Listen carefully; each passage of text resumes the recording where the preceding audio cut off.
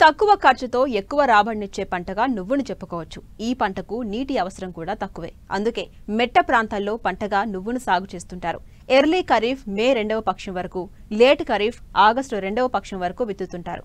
ప్రస్తుతం తెలంగాణ జిల్లాలో సాగవుతున్న నువ్వులో తెగులు ఆశించినట్టు శాస్త్రవేత్తలు గుర్తించారు. దీని నివారణకు చేపట్టాల్సిన సస్యరక్షణ చర్యల గురించి ఇప్పుడు తెలుసుకుందాం.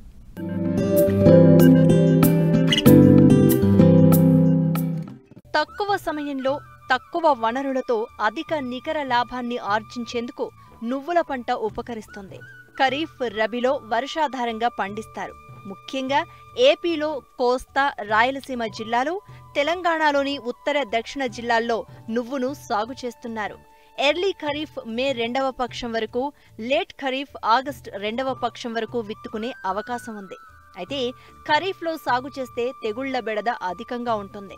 ఇప్పటికే చాలా చోట్ల పలు తెగుళ్లు ఆశించినట్లు శాస్త్రవేత్తలు గుర్తించారు. ముఖ్యంగా వేరుకుళ్ళు, కాండంకుళ్ళు తెగులు ఆశించి తీవ్ర నష్టం చేస్తూ ఉంటుంది.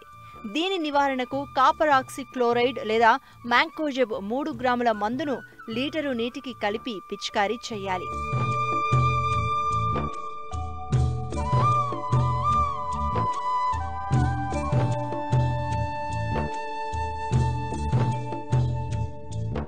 మరో తెగులు ఆకుమచ్చ తెగులు. దీనినే ఆల్టర్నేరియా తెగులు అంటారు. మొక్క ఎదిగే దశలో గాలిలో తేమ శాతం అధికంగా ఉన్నప్పుడు ఎక్కువగా వ్యాపిస్తుంది. నివారణకు కిలో విత్తనానికి 3 గ్రాముల కార్బెండిజం కలిపి విత్తన శుద్ధి చేసుకోవాలి. పంట దశలో కార్బెండిజం 1 గ్రాము లేదా మ్యాంకోజెబ్ 2.5 గ్రాముల మందును లీటరు నీటిలో కలిపి 15 రోజుల వ్యవధిలో 2-3 సార్లు పిచికారీ చేయాలి. పూత సమయంలో ఆశించే మరో తెగులు వెర్రి తెగులు. ఆలస్యంగా వేసిన పంటల్లో ఇది అధికంగా కనిపిస్తోంది. ఈ తెగులు సోకిన మొక్కల్లో ఆకులు చిన్నవై పువ్వులోని భాగాలన్నీ ఆకుల మాదిరిగా మారిపోయి కాయలు ఏర్పడవు. నివారణకు ముథైల్ డెమటాన్ 2 మిల్లీలీటర్లు లేదా డైమిథోయేట్ 2 మిల్లీలీటర్ల మందును లీటరు నీటికి కలిపి పిచికారీ చెయ్యాలి. బూడిద తెగులు. ఇది ఆశించినప్పుడు లేత ఆకులపై తెల్లని బూడిద పొడి మచ్చలు ఏర్పడతాయి. తర్వాత ఆకులు మాడి రాలిపోతాయి. నివారణకు నీటిలో కరిగే గంధకం 3 గ్రాములు లీటరు నీటిలో కలిపి పిచికారీ చెయ్యాలి.